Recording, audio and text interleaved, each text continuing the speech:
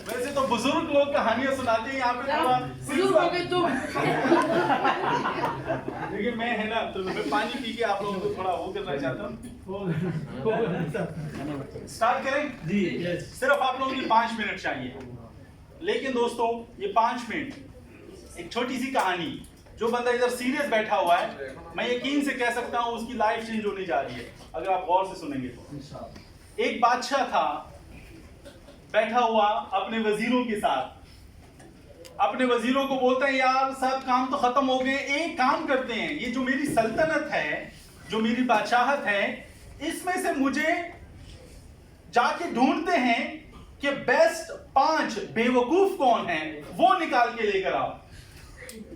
अब जी एक वजीर को खड़ा किया, हाँ तुम खड़े हो जाओ, ठीक है तुम जाओ और 5 बेस्ट जो मेरी सल्तनत के बेवकूफ लोग हैं उनको तुम निकाल के लेकर आओ, तुम्हारे पास टाइम है 1 हफ्ता। अब वजीर को लाले पड़ गए, वजीर गया, जो उसकी खिदमत करने वाला है वो गया, पता नहीं किधर भाग रहे, कभी एक सिटी कभी दूसरा सिटी, खैर 1 हफ्ता कंप्लीट हुआ। सब लोग उसका इंतजार कर रहे हैं कि ये बेवकूफ कौन होगा, कहां से निकलेगा। तो खैर जब वो 1 हफ्ते बाद वजीर वापस आया, 2 लोगों को लेकर आया था। मांगे कितने थे? 5।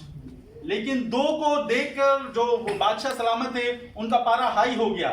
वो बोलते हैं बेवकूफ हो तुमको तो मैंने 5 बोले थे, तुम 2 लेकर आए हो।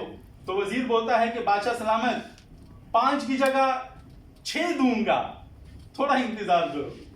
तो सब बैठे, बादशाह सलामत भी अब बैठा हुआ है। तो बोलता है सबसे पहले बेवकूफ को पेश करो कि इसकी क्या बेवकूफी है कि तुम बोल रहे हो कि ये इस दुनिया का या हमारी सल्तनत का बड़ा बेवकूफ है। कहते बादशाह सलामत ये जो बंदा है ये एक गधा रेडी पे बैठा हुआ था और इसके साथ जो घास थी, जो एक कपड़े में इसने बांधी हुई थी, गठरी जिसको बोलते हैं, वो अपने सर के ऊपर रख के ये गधा गाड़ी के ऊपर जा रहा है। तो मुझे लगा कि ये बंदा जो सा है ये हमारी सल्तनत का, इस दुनिया का बेवकूफ तरीन आदमी है, गठरी को तो नीचे भी रख सकता है ना। तो कहता है ओके ये तो एक हो गया, ये दूसरा, कहता है दूसरा जी उससे भी जबरदस्त है। कहते कैसे? कहते इसने क्या किया, इसने कुछ बीज को लिया और जाके अपने जो छत है, जो उसकी घर की छत है, मिट्टी के पहले जमाने के घर होते थे, कहते उसके ऊपर उसने बीज डाले, जब घास निकली, पौधा निकला, तो अपने बैल को सीढ़ी लगा के ऊपर लेकर जा रहा है ताकि उसको ऊपर जाके खाना खिलाए। तो कहते हैं हाँ यार ये तो वाकई ये पहला बेवकूफ से तो ये जो दूसरा वाला बेवकूफ है ये तो बहुत बड़ा है। कहते हैं तीसरा बेवकूफ किधर है? तो अब वजीर बोलता है कि अब जो आप बातें सुनने जा रहे हो ना, ये आप और मेरे लिए कुछ अच्छी नहीं है, आपने मुझे माफ रखना है। बादशाह बोलता है माफ है, तू बता ये तीसरा बेवकूफ कहां पे है? कहते बादशाह साहब तीसरा बेवकूफ मैं हूं, क्योंकि 1 हफ्ता जो काम आपने मुझसे करवाने थे, वो जो मेरे काम थे जिंदगी में, दुनिया में, इस सल्तनत के लिए, वो छोड़ के मैं बेवकूफों को ढूंढ रहा था। जो मेरा टाइम था, जो मेरा एफर्ट था, वो बेवकूफ लोगों के ढूंढने में लग गया। कहते चौथा बताओ, चौथा कौन है? कहते आप मेरी गर्दन तो नहीं मारोगे? कहते नहीं मारूंगा। कहते जी चौथे बेवकूफ आप हैं। तो बादशाह बोलता है वो कैसे?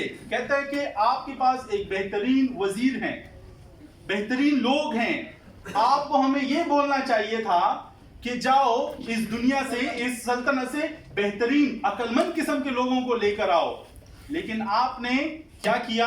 हमारा और अपना एनर्जी और टाइम को वेस्ट किया और बेहतरीन लोगों को नहीं ढूंढा, बेवकूफ लोगों को ढूंढने पे आपने हमें लगा दिया।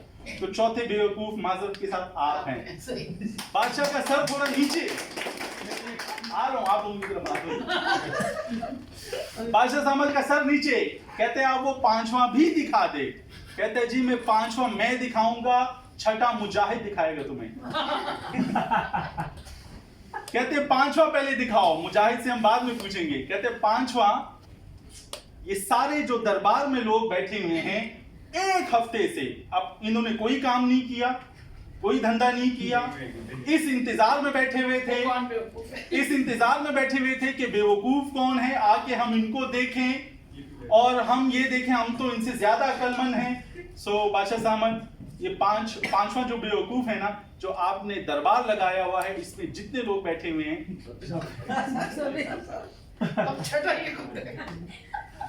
छठे के लिए बादशाह साहब मेरे पास आए।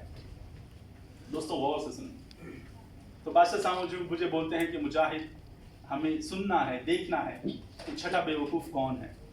तो मैंने बादशाह साहब को बड़े अर्ज से बोला कि बादशाह साहब, छठा बेवकूफ वो है जो नेपाल, बांग्लादेश, पाकिस्तान, इंडिया से अपने घर वालों को छोड़ के, उनसे वादा करके, उनसे कमिटमेंट करके कि मैं जाऊंगा, कम खाऊंगा, कम सोऊंगा, अपनी सेहत का ख्याल नहीं रखूंगा, पैसा कमाऊंगा, अपने टारगेट अचीव करूंगा, पैसा भेजूंगा, घर बनाऊंगा, गाड़ी खरीदूंगा, अपनी बच्चों से उसने वादा किया कि मैं तुम्हें एक बेहतरीन फ्यूचर दूंगा।